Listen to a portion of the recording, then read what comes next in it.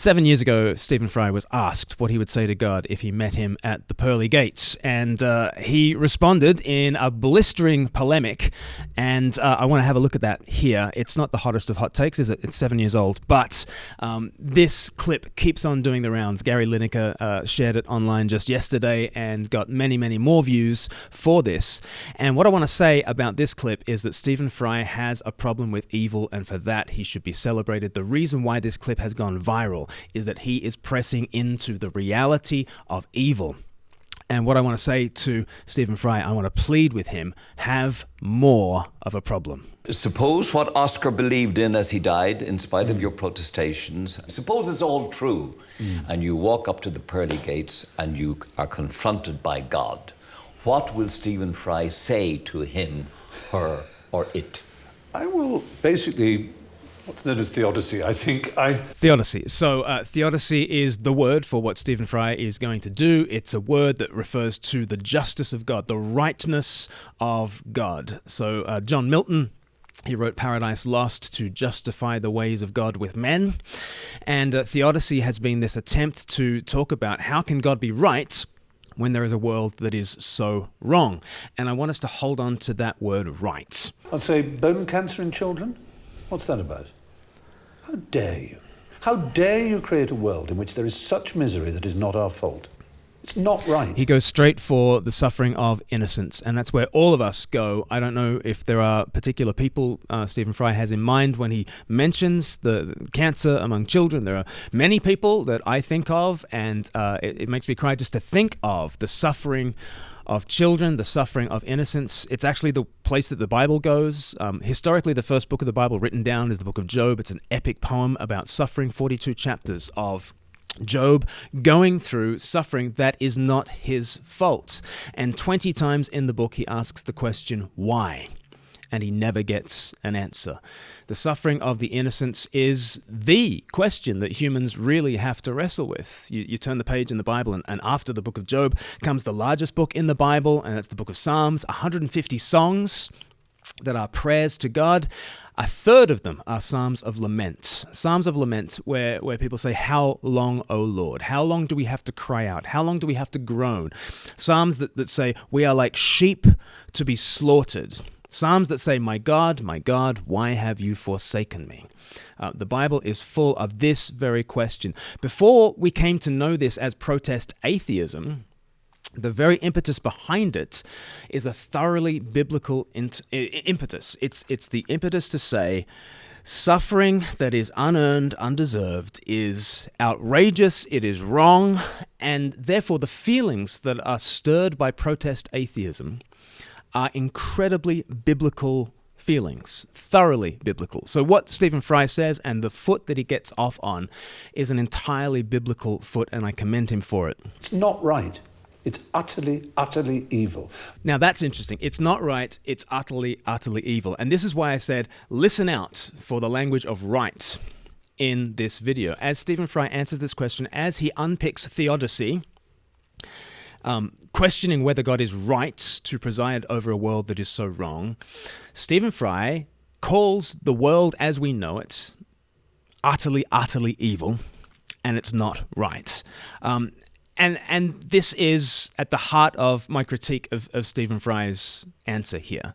By what standard is he going to say it's utterly, utterly evil? It's not right. He can certainly point to the evil in this world and say it's painful, it's grotesque, it's maladaptive to survival. Can he say that it is wrong? And my real plea to Stephen Fry is to say, have a problem with evil. Really own the problem with evil. The trick with the problem of evil is to actually have a problem. And my issue with Stephen Fry is he can say that bone cancer in children is unlucky. He can say that it's painful. He can say that it's tragic. Can he say that it's wrong? Wrong according to what? He calls it utterly, utterly evil. Evil by what standard? What is the good standard by which we judge that to be evil? And this is what brought C.S. Lewis from atheism to theism, from disbelief in any kind of God to belief in some kind of God. When he discovered, when he pressed into the problem of pain, He said it was a bit like looking out at a whole bunch of crooked lines. And he said, you look out at crooked lines and you know that they're crooked. Why do you say that they're crooked? Whatever gave you the idea they were meant to be straight? You have to have some notion of straight line in order to believe in crooked lines. Why should I respect a capricious, mean-minded, stupid God who creates a world which is so full of injustice and pain? Why should he believe in a God who creates a world full of this kind of injustice and pain? Now, there's a problem here. Stephen Fry is not entering into the thought experiment fully. He's entering into a thought experiment in which there is some kind of God at the pearly gates and he's having a conversation with him, but he's not conversing with the God of the Bible at this stage, because the God of the Bible does not create a world full of such pain. The God of the Bible, whether you believe this or not, if you're going to enter into the thought world of Christians, what Christians believe is the all-good God makes an all-good world. Okay, and you think it's a fairy tale, it's nonsense. Okay, we can get into that later. But in order to step into what a Christian believes, in order to do the thought experiments, you've got to believe in the good God who makes a good world, which then falls into suffering and death and evil. That's what I'd say. And you think you're going to get in on that? No, but I wouldn't want to. I wouldn't want to get in on his terms. So Gay Byrne here, he is still of the paradigm that Stephen Fry has to justify himself to God, right? That's Stephen Fry is answerable and accountable to God. That's the world that Gay Byrne is living in, and fair enough. We are dealing with God after all. And Stephen Fry is doing something that has us all grabbing our popcorn and watching, because it's extraordinary that he is saying, no, God must justify his ways to me. God is answerable to me. And it's like, the clever sixth former having a go at the head teacher and showing him up to be a fool. It's and everyone's watching, and this is again why it's so delicious. He is championing the side of humanity against a capricious and arbitrary reality that is dark and diseased and hellish. And Stephen Fry is sticking up for humanity, and at that point, he is an absolute hero. And in this thought world and in this experiment, no wonder this video has done so incredibly well. It resonates with everybody. I'm a Christian, and it resonates with me. Absolutely. Now, if I died and it was Pluto, Hades, and if it was the 12 Greek gods, then I would have more truck with it, because the Greeks they didn't pretend not to be human in their appetites and in their capriciousness and in their unreasonableness. They didn't present themselves as being all-seeing, all-wise, all-kind, all-beneficent. This is brilliant from Stephen Fry. He's absolutely right. The thing that makes the problem of evil such a problem is the goodness of God. Without the goodness of God, no one's got a problem. So, in a sense, if there are Greek gods overseeing reality, then there's no problem of evil. They were capricious and they were nasty. They were subhuman in their kind of moral proclivities. So, he's absolutely right that if you believed in such an ultimate reality that was itself capricious and malevolent, then you don't have a problem with evil. But also, if you get rid of all the gods, and it's just we're matter in motion, we're like tiny collections of billiard balls just clacking together, and sometimes we clack together positively, and sometimes we clack together negatively. Some people get lucky, some people get unlucky. But again, if that's the nature of ultimate reality, then again, you have no problem with evil. There is no problem with evil. There's no problem with evil if Zeus is in charge, and there's no problem with evil if just blind, pitiless indifference is in charge. There's no problem. But that is the problem.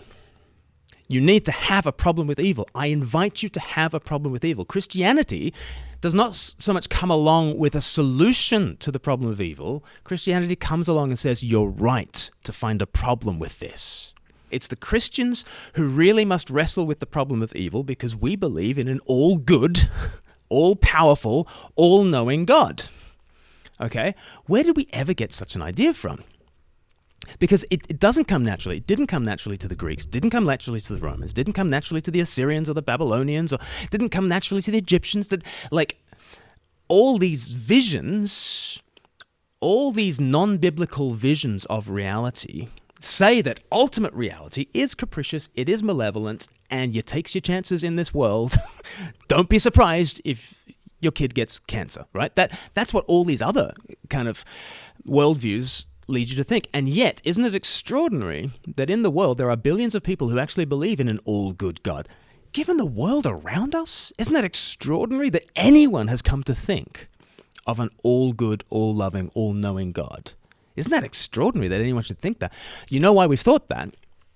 It's because Jesus has come into this world as the ultimate Job, the actually innocent sufferer, right? Who goes all the way to the cross and takes onto himself the suffering of all ages and all peoples. He is the true psalmist who prays, "Why, O Lord?" Who says, "I'm like a sheep to be slaughtered." In fact, he is the lamb who is slain for the sins of the world, who cries out on the cross, my God, why have you forsaken me?" And so in Jesus, we have a God who suffers. Now, without that picture of God's, you might think that God and suffering are these sort of incommensurate realities and there's no way you can put the two together, but you can't say the same thing of the suffering God. The suffering God comes with arms outstretched to the world, bleeding for his enemies, and he says, "Trust me." And many people have, billions of people have, and down through the centuries, we have come to look to him as a picture of what a good God might look like in the midst of a suffering world.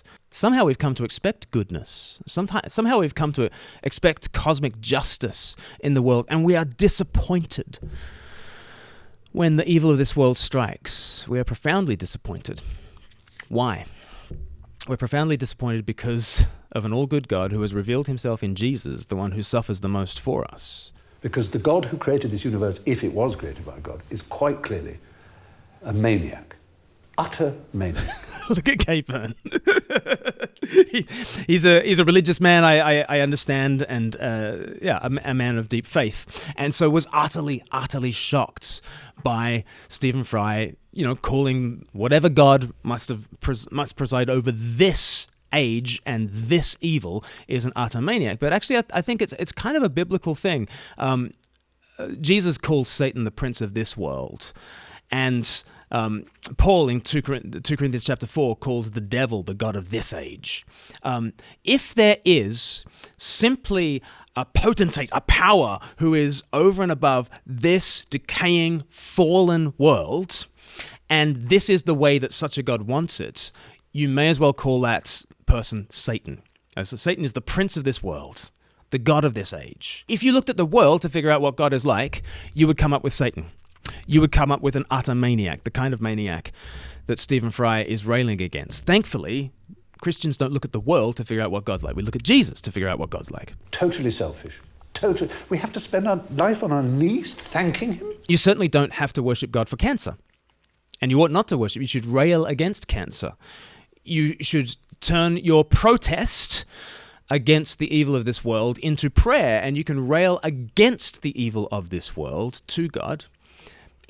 But then there are things in your life that you probably should thank God for. We need to be grateful for the things that are good in this world. And it is for our good that we ever thank God. Yes, the world is very splendid, but it also has in it insects whose whole life cycle is to burrow into the eyes of children and make them blind. They eat outwards from the eyes. Let's press into the idea of parasites. What are parasites? Parasites, like this insect that he says burrows into the eyes of a child. Parasites are things that latch onto a life source and drain it. Okay, there's an original and life-giving good, and then a parasite comes along and perverts it, twists it, sucks the life out of it. And this is horrible, and we hate parasites, right?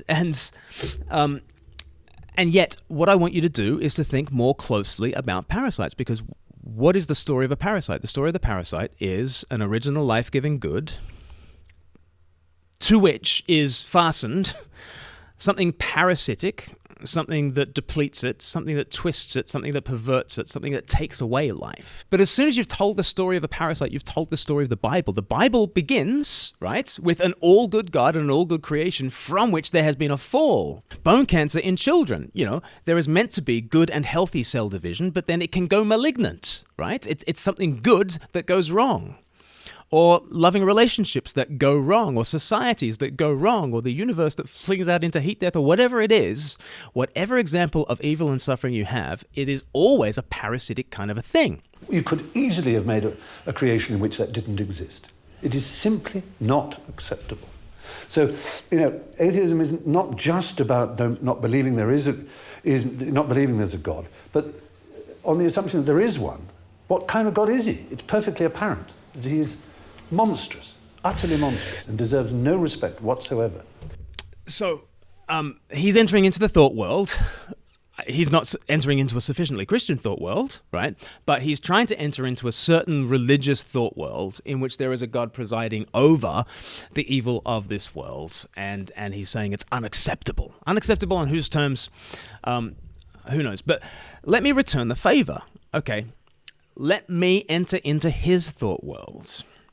And in his thought world, we are all DNA replicators. We are DNA replicating machines, right? We are wet robots clinging to an insignificant rock, hurtling through a meaningless universe towards eternal extinction, and some people are blinded by a parasite. Unacceptable. Unacceptable on whose terms? On the universe's terms? The universe is cold and indifferent. It will be the death of you. It's not unacceptable to the universe. The moment you banish him, your life becomes simpler, purer, cleaner, more worth living, in my opinion.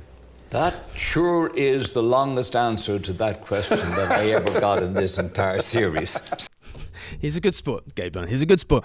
But what are we being sold by Stephen Fry? What are we being offered in exchange for an all-good God with his most compassionate suffering son and an incredible future ahead beyond suffering and evil?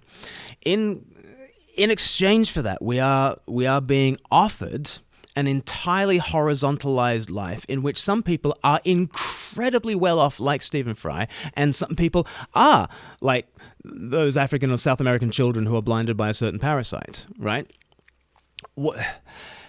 It seems like a poor deal. And my big problem, here's how I'll finish. My big problem is not that Stephen Fry has a problem of evil. My big problem is that he does not have a problem with evil. Because once he has exchanged the good God for an indifferent universe, he no longer has a problem with evil, but he knows that bone cancer in children is wrong. What I want to do is invite him and invite all atheists to truly believe that. Your intuitions tell you that bone cancer in children is wrong. Your intuitions tell you that what the goodness and glory of God might look like would be the suffering man Jesus with his arms outstretched to the world, enduring our suffering and evil for us. You can't help but think that the evil that you encounter in this world is unjust, not right, and utterly, utterly evil. So believe that more. Have a problem with evil. And let the intuitions, which Stephen Fry has brilliantly fired for you, let those intuitions take you home to where those intuitions really belong. Thanks so much.